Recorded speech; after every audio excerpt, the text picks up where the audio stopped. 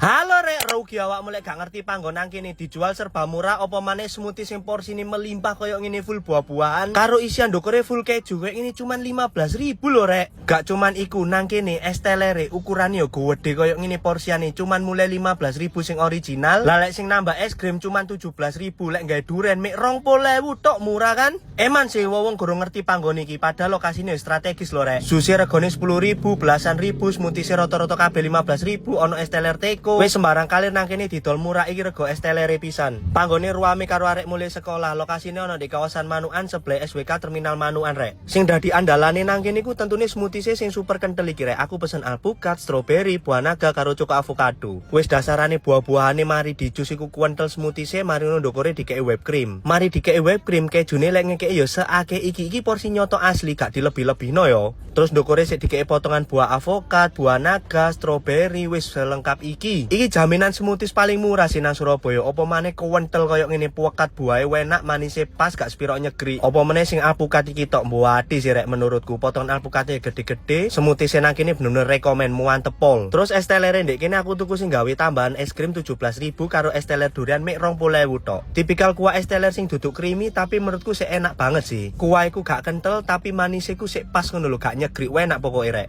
Nah, gawe awakmu kabeh lek pengin nyobain smoothie sing porsine barbar terus es teler murah nang kene langsung mampir di Eden Fruit. Ancer-ancere sebelah SWK Terminal Manukan tepatnya di Jalan Raya Candi Lontar nomor 45H Surabaya. Wis langsung mrene yo rek gas kan.